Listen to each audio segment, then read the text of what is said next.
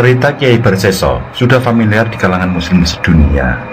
Walaupun cerita itu ada yang menyatakan hanyalah fiktif, tapi juga tidak sedikit yang mengambil pelajaran dari kisah tersebut. Kiai Barseso yang dikenal sebagai sosok kiai yang alim dan taat itu, kisahnya harus berakhir menjadi musyrikin karena tertipu bujuk rayu setan. Berbeda dengan alur cerita Kiai Barseso, namun tokoh dalam cerita ini sama-sama dari tokoh agama. Kisah ini diangkat berdasarkan kisah nyata dan tidak ada maksud untuk menjatuhkan pihak manapun. Untuk itu, nama orang dan tempat sudah kami samarkan supaya tidak terjadi hal-hal yang kurang berkenan.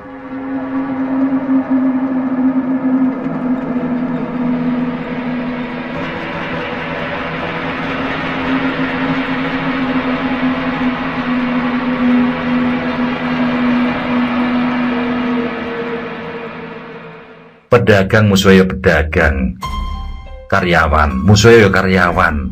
Aku orang nyebut kiai musuhnya kiai, ning nyatane ngono, ucap sang guru pada muridnya. Jawari merupakan anak kedua dari 4 bersaudara. Ayahnya adalah seorang pedagang buah sekaligus tokoh agama di desanya. Sedari kecil, Jawari sudah dididik tentang ilmu agama oleh bapaknya sendiri, hingga setamat dari madrasah aliyah dikirimlah ke salah satu pondok yang terkenal di Jawa Timur. Di pondok pesantren, selain digembleng ilmu agama, Jauhari juga diajarkan ilmu kebatinan sebagai benteng untuk menjaga diri dari hal-hal yang berbau mistis. Sekiranya 7 tahun Jauhari menempuh pendidikan di pesantren, dirinya sudah dipercaya oleh sang kiai untuk ikut mengajar pada anak-anak di kelas bawah. Selain itu, berkat ketekunan dan kegigihannya, Jauhari juga mendapat hadiah dari sang kiai. Hadiah itu bukan berupa materi ataupun benda berharga, namun ia disandingkan dengan Yaimah, yang merupakan keponakan dari kiai di tempat ia mondok. Sang kiai punya harapan besar pada Jauhari. Di kemudian hari setelah sang kiai sudah wafat, Jauharilah yang dipercaya untuk melanjutkan perjuangan dakwahnya. Setelah genap 10 tahun menempuh kehidupan di pesantren, Jauhari memutuskan menikahi Yaimah sesuai amanah sang kiai. Setelah itu, sang kiai mengutusnya untuk kembali ke kampung bersama sang istri. Disuruhnya untuk membangun pondok pesantren kecil-kecilan sebagai media dakwahnya. Sekali lagi, Jauhari tidak bisa menolak.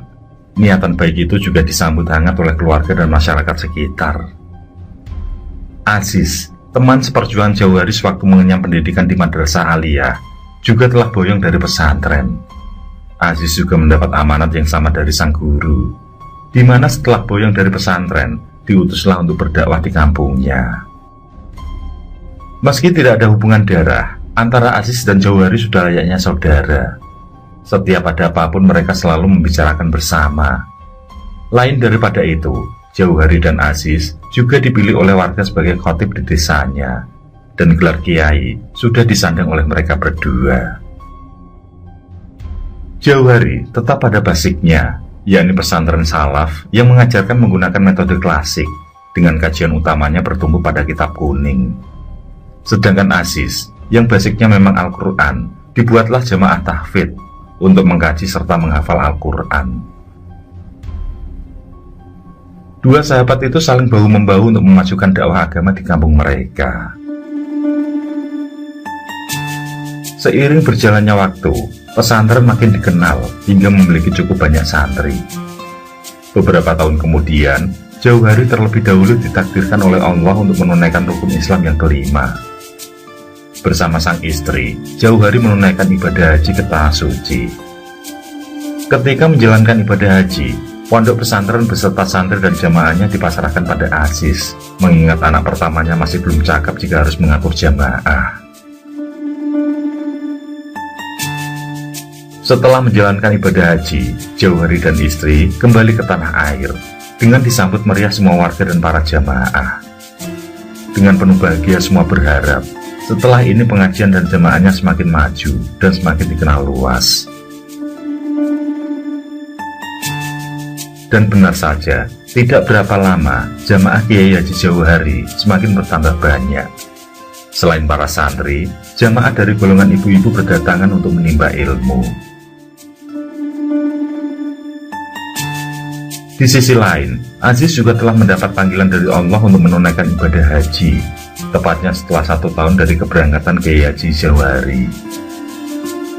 Dan kini Aziz dan istri juga mendapatkan panggilan itu. Namun berbeda dengan Kiai Haji Jauhari, justru jamaah dari Kiai Aziz semakin berkurang, dan malah banyak yang berpindah ke pengajian Kiai Haji Jauhari. Entah apa yang menjadi penyebabnya, Kiai Haji Aziz juga kurang tahu. Cara pengajarannya pun juga masih sama seperti dulu sebelum dirinya menjalankan ibadah haji.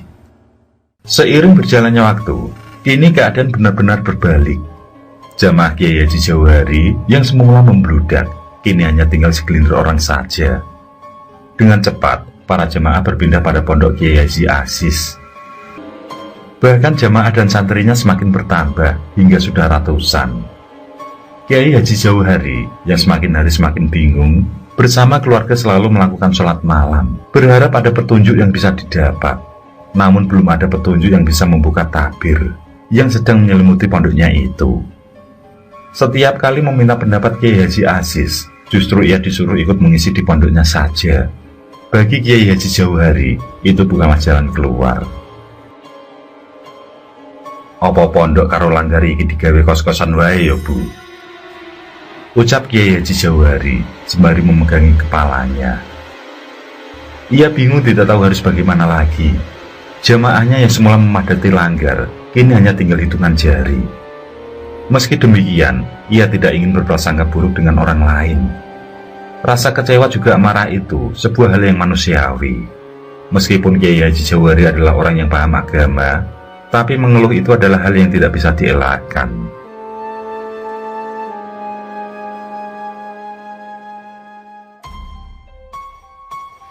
Pada suatu hari, ada satu rombongan keluarga dari luar kota yang hendak memondokkan anaknya ke tempat Kiai Haji Jauhari. Akan tetapi dari seberang jalan, orang tersebut tidak melihat adanya bangunan pondok. Yang tampak adalah lahan pertanian yang terhampar. Keluarga itu bingung, karena menurut informasi yang didapat dari saudaranya, lokasi yang dituju itu adalah sebuah pondok pesantren, juga majelis taklim yang diasuh oleh Kiai Haji Jauhari. Keluarga itu tidak sempat bertanya pada masyarakat sekitar, hingga ternampaklah pondok pesantren yang tidak lain adalah pondok yang diasuh Kiai Haji Aziz.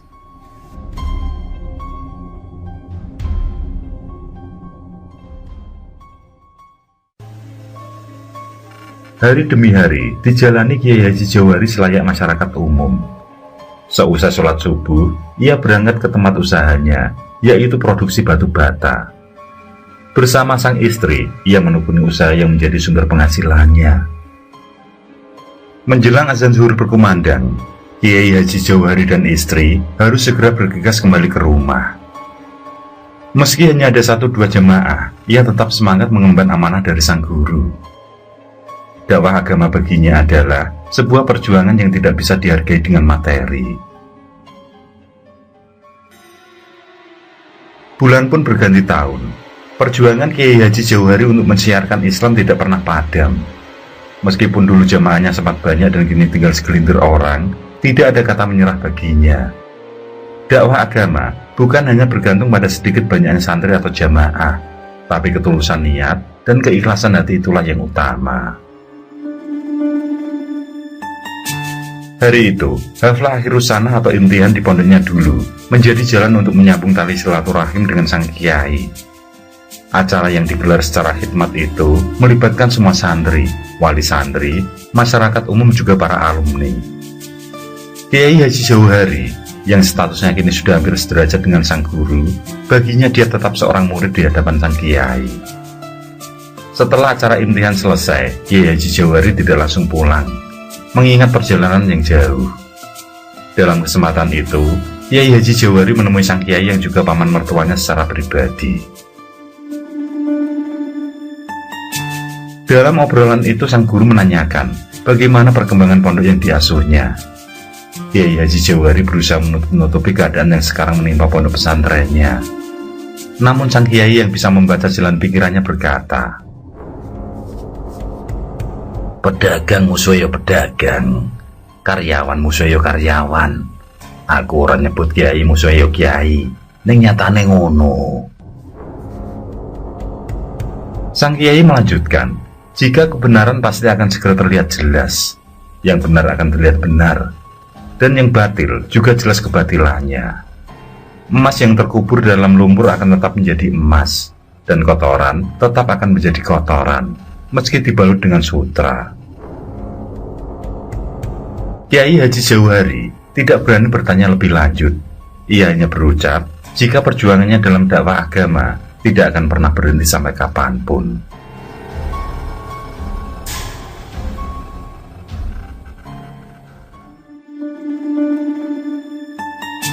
Sekembalinya ke rumah, hari demi hari kembali dijalani Kiai Haji Jauhari dan keluarga dengan penuh ikhlas, tanpa ada rasa kecewa sedikit pun pada Sang Pencipta.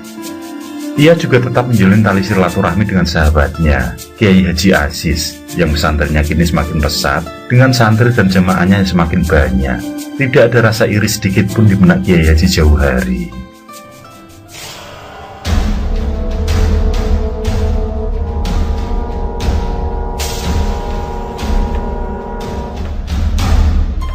Hingga suatu ketika, tidak ada angin, tidak ada hujan. Tiba-tiba Kiai Haji Aziz jatuh terpleset dan mengalami stroke. Sebagai sahabat dekat, Kiai Haji Jauhari yang mendengarnya segera datang untuk menjenguk bersama sang istri. Tampak dari raut wajah Kiai Haji Aziz ada rasa bersalah pada sahabatnya itu. Namun ia belum siap untuk bercerita. Demi kesembuhan Kiai Haji Aziz, pihak keluarga telah mengusahakan yang terbaik. Pengobatan medis, dokter spesialis juga telah didatangkan untuk menangani, namun belum ada tanda kalau sang kiai akan segera membaik. Kiai Haji Jauhari juga telah menghimpun seluruh kiai yang ada di daerahnya untuk memberikan pengobatan secara non-medis, tapi tetap saja kondisi itu masihlah sama. Sementara itu, dengan dibantu anak sulung dari Kiai Haji Aziz, jamaah dan santri di pesantren Kiai Aziz diasuh oleh Kiai Jauhari. Berbulan-bulan Kiai Haji Jauhari disibukkan dengan jamaahnya sendiri, ditambah dengan jamaah Kiai Haji Aziz. Dengan dibantu sang istri, ia mampu menghandle semua kegiatan pengajian yang ada.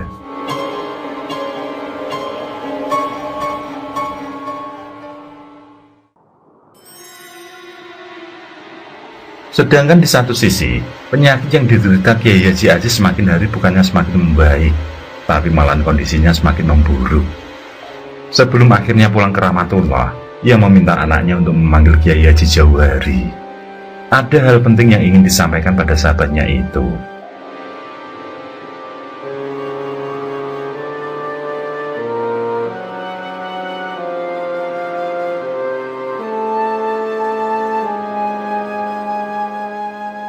Di atas ranjang kamarnya, Kiai Aziz meneteskan air mata, sembari tangannya menggenggam tangan Kiai Jauhari dengan sisa tenaga yang ada. Disaksikan istri dan anaknya, juga istri Kiai Haji Jauhari, ia menumpahkan permohonan maafnya. Kang Jauhari, mbok sampean iso nyepuro aku po ora? Sadurunge aku sowan marang Gusti, aku njaluk sepuro karo sampean, ucap Kiai Haji Aziz lemah. Kiai Haji Jauhari tidak paham dengan maksud sahabatnya itu. Ia memberi semangat agar kuat dan bersama memperjuangkan agama Allah. Setelah itu, disusul air mata yang menetes dari Kiai Aziz.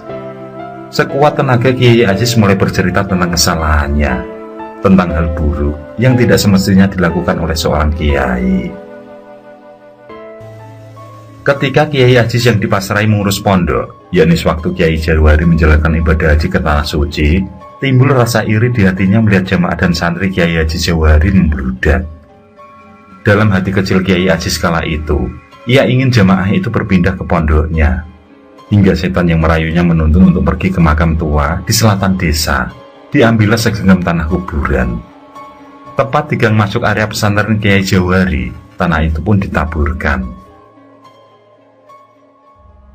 Usai mengakui kesalahan, dengan nada terbata, Kiai Aziz sekali lagi meminta maaf. Kiai Haji Jauhari tidak mempermasalahkan hal itu. Kalaupun memang jamaah dan santri yang diasuhnya itu sepi, karena ada kaitan dengan ritual yang dijalani sahabatnya, ia sudah memaafkan. Kiai Haji Jawari menganggap jika semua adalah sebuah rencana Allah yang harus dijalani dengan ikhlas.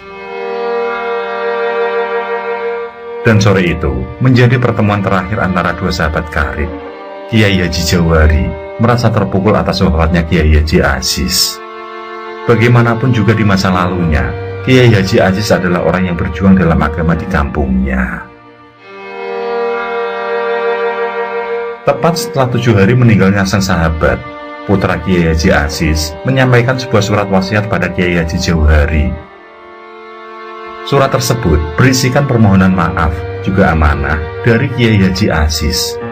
Amanah tersebut adalah memohon kepada Kiai Haji Jawari untuk ikut membantu mengasuh pondoknya. Wasiat itu pun diterima oleh Kiai Haji Jawari dengan baik. Kini, pondok pesantren yang dirintis Kiai Haji Jawari juga mulai berkembang lagi. Banyak santri dari luar kota yang berdatangan untuk menimba ilmu pada sang kiai.